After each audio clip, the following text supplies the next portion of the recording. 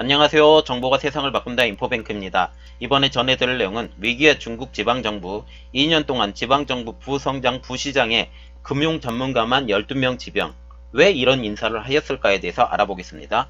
여러분의 구독과 좋아요는 저에게 많은 도움이 되오니 구독과 좋아요 많이 눌러주시기 바랍니다. 그러면 시작해 보겠습니다. 이번 주제는 위기의 중앙지방정부 2년 동안 지방정부 부성장 부시장의 금융 전문가만 12명 지명, 왜 이런 인사를 하였을까? 이 배경으로는 경제적으로 위기감을 느끼는 중국 지방 정부가 있겠습니다. 중국 지방 정부만 아니라 중국 정부 자체도 위기감을 느껴서 이렇게 인사를 하는 것입니다. 자, 지금 현재 지방 정부의 금융 전문가를 집중 배치하는 중국 정부를 우리가 보게 되는데요. 최근 중국은 지방 정부 부성장급 직책에 금융 전문가들을 집중적으로 임명하고 있습니다.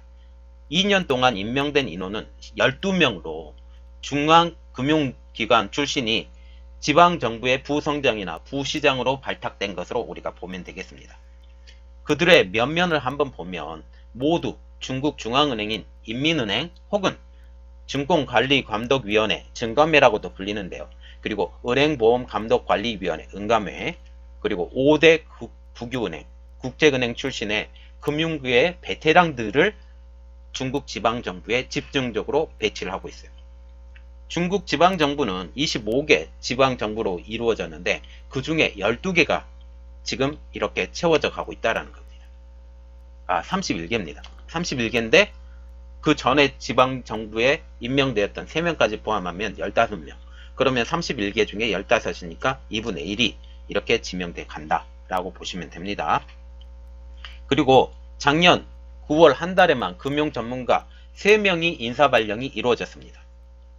9월 26일 날 인민은행 출신의 리보가 충칭시 부시장에, 다음 날인 27일 중국 상공은행 탄중 부회장은 구이저우성 부성장에, 교동은행 우웨이 부행장은 산시정 부성장에 임명이 됐습니다. 그러면 왜 중국 정부는 금융 전문가들의 지방 정부를 배치를 시켰나? 라고 하는 중국 정부의 변을 한번 보면 중국의 관방 전문가가 이렇게 말을 하고 있습니다.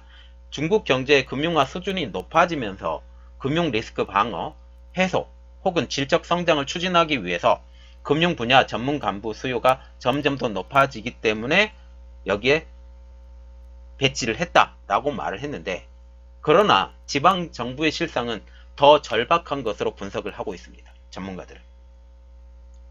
그래서 해외 언론이 말하는 지방 전문가 지방 배치의 이유는 중국 정부가 말하는 배치와 다른 결로 보고 있는데요. 그 내용을 한번 보면 로이터 통신에서는 이렇게 말을 하고 있습니다. 금융 리스크가 커진 데 따른 대책이다라는 거죠. 현재 중국의 지방 정부의 채무가 증가, 그리고 지방 중소형 은행들은 유동성 위기가 높아져 가고 있고, 이로 인해서 중국 전체 경제 전반의 압력이 심각한 상황이라고 지금 말을 하고 있습니다.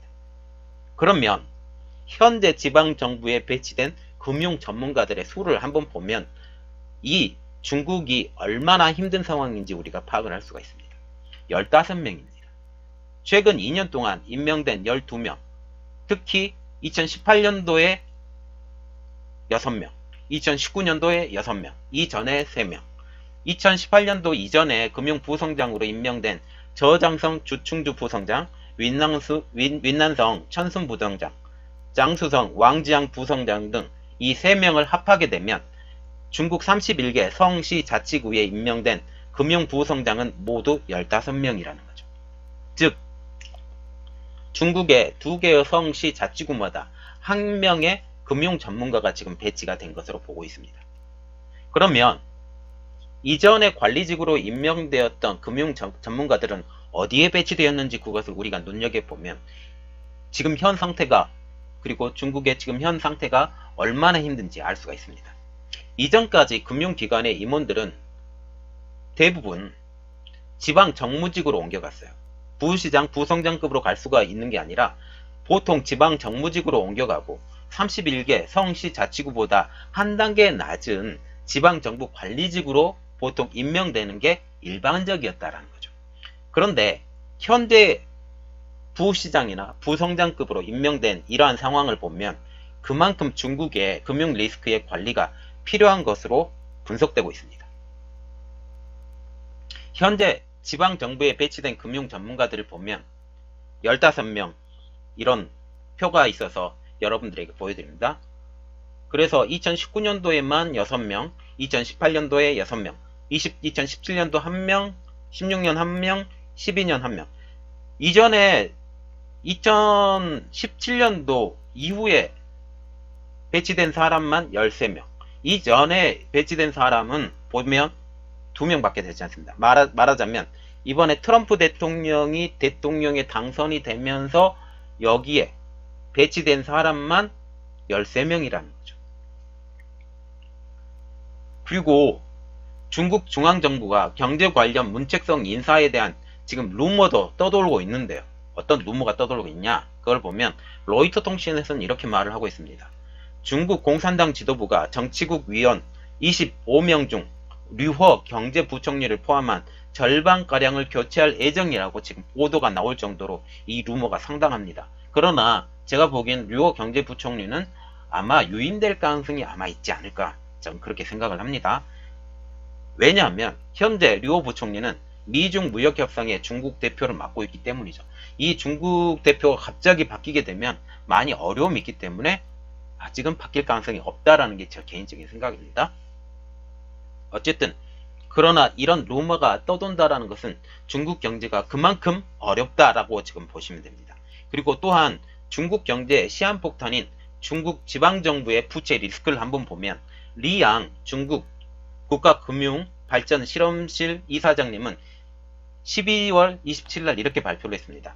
중국의 지방 부채 규모가 계속해서 커지고 있는 가운데 향후 4년 안에 상환 만기가 돌아오는 부채가 전체의 50%, 그리고 중국 재정부는 12월 26일 이렇게 발표를 했는데 2019년 11월 말 기준 지방정부 채무 총액은 21조 3,300억 위안, 한국 돈으로 약 3,530조, 그리고 2019년 11월까지 추가로 발행된 지방정부 채권을 한번 보면 4조 3,444억 위안이라고 합니다. 이게 한국 돈으로 환산을 해보면 약 715조 7,747억 원. 그래서 2019년도 11월 기준 지방정부 총부채를 한번 보면 총부채는 채무 채권을 다 포함한, 그리고 숨겨진 이런 것들은 아직 포함되지 않은 이런 보여진 채무 채권까지만 포함을 시켜보면 25조 6,744억 위안, 한국 돈으로 4,245조 7,747억 원.